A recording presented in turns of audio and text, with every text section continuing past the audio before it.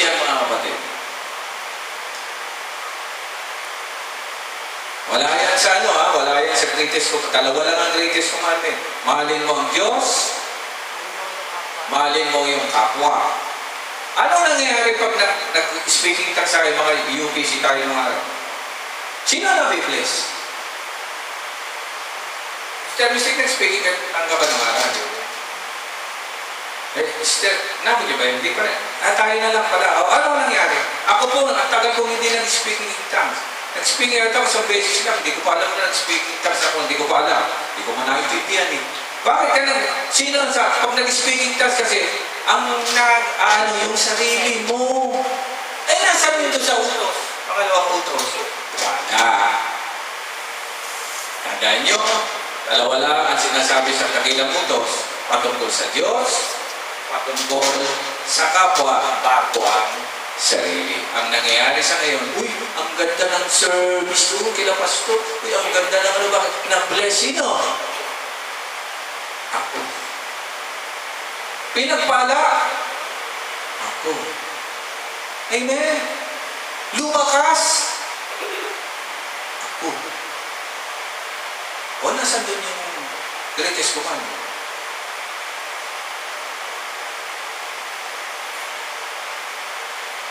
Kaya tayo pinagkakalooban ng Diyos ng mga spiritual gift. Hindi po para sa atin. Para po yan sa hindi pa, nakasulat dito, nakakaunawa ng salita ng Diyos. Malalaman mo yan pag nagsalita ka, nabibless yung nakikinig. Wala naman sila ka. Pero pag ang na-bless, ikaw rin, may problema ka.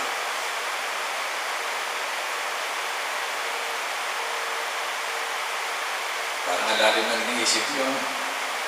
Oo nga, malalaman niya, isang araw, gagamitin kayo ng Panginoon Diyos. Like for example, sino ba pwede mag-prayer dito? Tapos itinuro ka. Kasi mistake ang mag-pray. Bigla kang kakanta ng, ba't ako?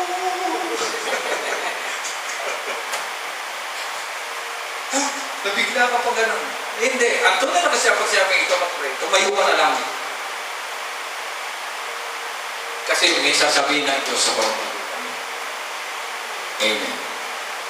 At kapag nagsalita ka, makikita mo yung power, hindi mo, kundi ng Panginoon Diyos. At pag nangyari yun, natupad mo yun, greatest commandment. Araw ng Pentecost, kung tutusin, there is no blessing. Wala. Anong sabi nyo? Lahat sila natulala. Bakit? Nagsasalita ng ibang wika at ang sinasabi patungkol sa Panginoong Diyos, hindi po ba? Sino ba nakaunawa? Wala. Pero yung mga nakaunawa na bisita, ilan daw sabi? 3,000 souls nagpabautis po nung time na yun. Karamihan doon, mga bisita. Amen. Pangalawang case. Sino yung sa kaso ni Pablo? Yung sundalo. Amen. Na napuspos ng Espiritu Santo. Sino yan? Naalala niyo? Sa aklat ng Acts. Naalala sino din? Tingnan niyo sa aklat ng Acts. Tingnan natin. Napuspos siya rin sa Espiritu Santo. Si Stefan na isang putyo. Yung sundalo ng Roman soldier, naalala niyo sino yan? Gawa, chapter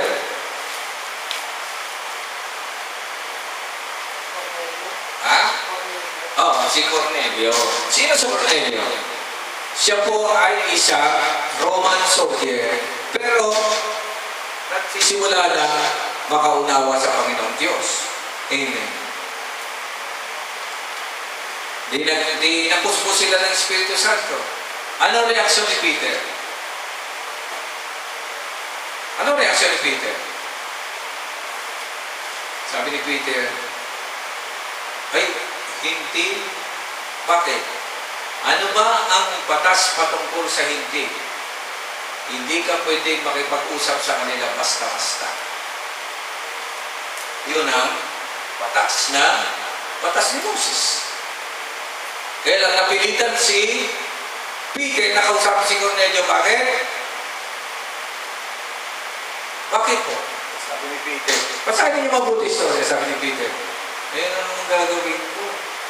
Di pwedeng hindi ko kausapin. Bakit?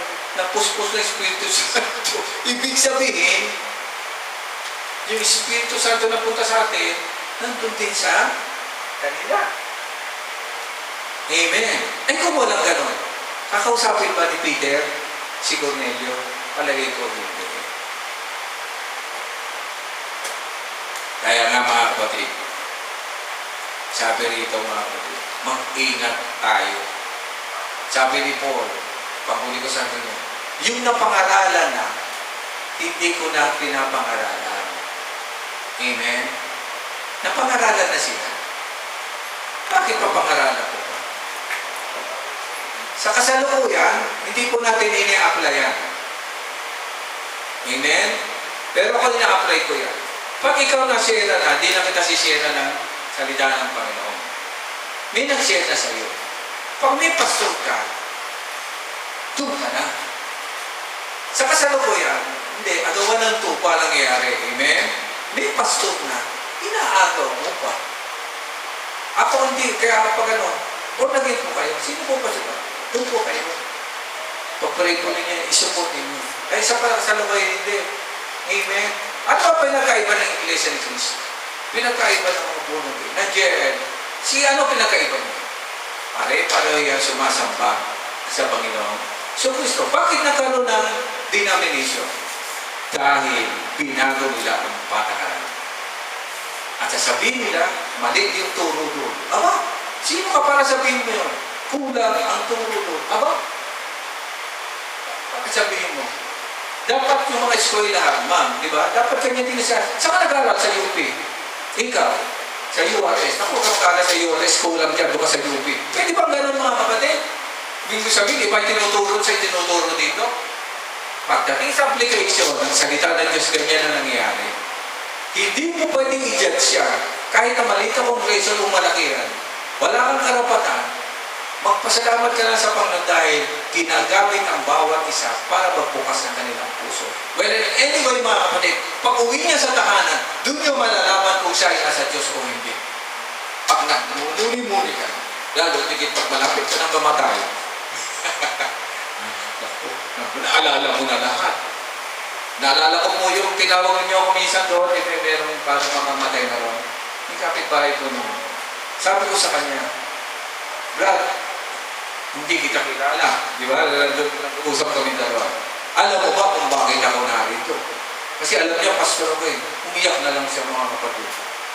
Pero sabi ko sa oras na ito, wala akong judgment sa iyo. Hindi kita kilala. Hindi ko alam kung anong ginawa mo. Ang gagawin natin ngayon, magpe-pray tayo sa Panginoon. At hihingi tayo ng anumang kapatawaran o papasalamat tayo sa lahat ng kabutihan ginawa mo sa kanya. Sabi niyo mga kapatid. Hindi mo kilala eh. So pray kami, iyak siya ng iyak. Pagkatapos ng mga kapatid, para siyang nabunutan ng tinig, tapos kinabukasan namatay na puso. Hindi tayo judge mga kapatid. Nasabihin mo,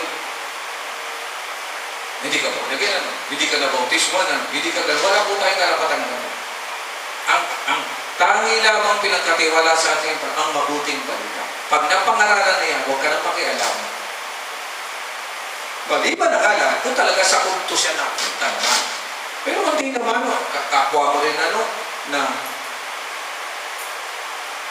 sabi puro revival. Sabi puro ganito. Wala na tayo pakialam ko. Ang malaga, yung napangaralan ng iba, siguro nagsabi mo, wala pakialaman. Doon ka sa hindi pa nakaririnig ng salita ng Panginoon ko. Sila ang nangangailangan ng kanyang mga salita. At ulitin ko mga kapatid, darating sa buhay ninyo isang araw pag tinawag kayo, please respond. Pag sinabing kayo manalangin, kayo magano, tumayo kayo mga kapatid, sapagkat may pagagawa sa inyo ang ating Panginoong Diyos. Ako nung araw, marami akong tinanggihang gawain. Ayoko niyan. Walang kinalaman yan sa gawain. Sabi ko pa nung araw, mali pala ako, mga kapatid. Mali pala ako. Dahil lumisan, pinatawag ako bilang prayer. Ako naman, pag tinawag mo, tatayo lang mag-pray. Ang pananalangin ka sa hindi mo kapatiran, hindi ka ng church. Abay, nung nanalangin ako napuna ko lang, mga kapatid, na biglang tumahimik yung buong, tumahimik sila, mga kapatid. Ay, wala mo na kung ibang sinabi ko din, papalayo mo yung ganito, gano'n. Tapos, amen. Ano ba ang feedback? Sabi nila, bakit nung kayo po ang nag-pray, tumahimik po ang lahat, tsaka parang may iba ka po rin. Sasagot ko naman, malay ko naman po. Kasi hindi ko naman alam na kami. Amen. Tapos kung ito yung matidiscover, na kung titi ka nang gagamitin, at habang ginagamit ka, makikita mo, nagkakaroon ng pagbabago. Amen ba, mga kapatid? At bilang patotoo, mga kapatid, nung nakarang Huwebes, tinatawag kami ng mayor ng Moro. Eh di, nakatingin lang sa akin si Mayor, di mo na kilala, ngayon ko lang naman namitin. So nakatingin siya, tawag na siya ng tao. Tapos, biglang sabi niya sa bawat barangay, hanapon ako lang, dapat, sabi niya, may spiritual daw na mga ngalaga. Sabi ko, parang ako lang susunod na tutupukin ito. Hindi naman nakilala na ko eh. Okay po ba? Sabi ko gano'n. So nakatingin siya sa akin, okay po yan, sabi ko gano'n. Pero hindi ko tayo mo nagpapakilala. Ito namang chairman namin, itinuro pa ako.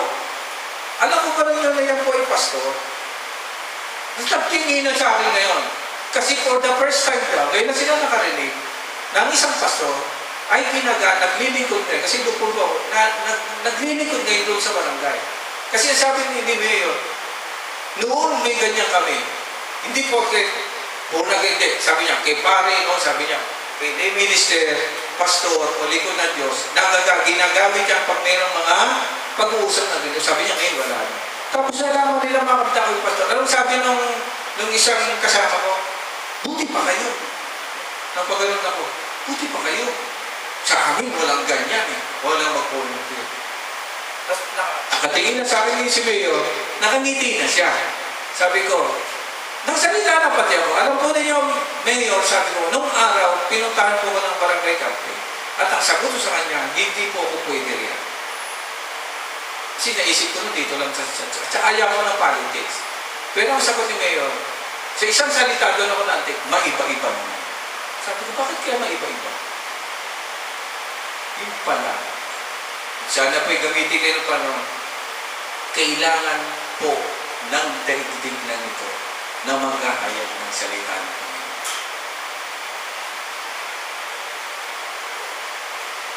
Diba? Parang natulala naman kayo. Parang iisip nyo naman, di ko kaya yan. Yun rin po ang sinabi ko, mga kapatid. Pero once, mga kapatid, na narinig niyo yung calling, kailangan namin ng ganito, at kayo itinuro, ibig sabihin, may gagawin kayo para sa glory ng Panginoong Diyos. Amen. Yung isang araw pinapipirma ko, ano yan? Sabi ko niya, pwede po pag kayo na po ang pastor namin. Hindi na nakunin. Anong gagawin? Kasi kailangan mag-alam ko sa DILD, ako na, pinirma ko gano'n. Simula sa araw na ito, sabi ko, sige, anong problema? Yun lang naman pala. Sabi ko, merong kakulangan ng mga lingkod ng Diyos. Dito nga sa atin, ako lang ang pastor. Pero alam ba ninyo na lahat kayo ngayon na natira ay hindi ko itinuturing na mananampalataya. Hindi po. Ang turing ko sa inyo ay puro kamanggagawa na. Kamanggagawa na po. Alam ko marami na po kayo natutunan. At isang araw, kapag kayo po ay tinawag, kung tawagin ka man sa Amerika, size 44 lang po ang aking pa. Si Angel ay tawagin, saan ka ba nagtatrabaho ngayon si Angel? Sa Kainta, tawagin si Sister Angel ko. Ano lang yun? Sister Misty. Yan, Sister Rika. Halimbawa naging principal pa. nandito lang tayo at nangangailangan mo. Ay, panghuli, di ba naisyo yun? Naibalik yung parang ano ng religious, sa school. Kasi tinanggal po yan eh. Pinagbawal po yan na magbasa ng Biblia at magano. Ngayon naisip nila kailangan ibalik. Amen. Kaya kung sakali ang pangalan na ngayon ni Ma'am Rica ay Bishop Rica.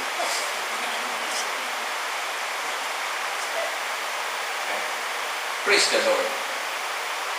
Si Mystic na, ito, nagsishare kami, hindi pwede sa Mystic, hindi ko lang madiretsa na nagsisimula ka ng gamitin ng Panginoon. Kasi sa totoo lang, nag-mature na tayo na. Nag-mature na. Ang kinakailangan na nasa i-realize natin yung, ito mo ba yung tawag sa atin ng Panginoon? Pag naramdaman niya, buon lang mga kapatid. Okay, wala sweldo po yan. Walang pero tandaan niyo mga kapatid, ang greatest blessing galing sa Panginoon Diyos na tayo po ang gagamitin. Di ba, Pastor Eteng? Pastor Eteng, isang araw, patatayin ko na siya rito. Kasi yung isa hindi na tumayo, nahiga na, natuluyan. Simple. Sabi ka ako, ibig sa tumayo ka rito, humiga ka niya. Sabi ko na, pero hindi mo rin paano. Nagamit naman po siya talaga. Si Pastor Ipin, in fairness sa kanya, napakabay na tao. Kung nangyari lang sa kanya, wala na ako doon, wala na tayo doon. Yun ang kanyang destiny, na imbis na tumayo, humiga. Hindi natin sila makakalimutan. Dami naman nawala na, hindi po ba mga kapatid? Ibig sabihin niyan, baka ito na nga ang time na gagamitin tayo ng Panginoon, just go on lang mga kapatid. Amen? O, di ba? Wala sumagot. Tayo natin, kabayo.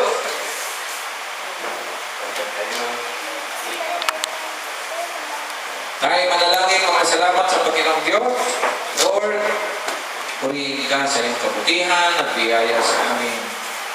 Yes, nandito po kami hanggang ngayon, tinuturuan, tinitrain.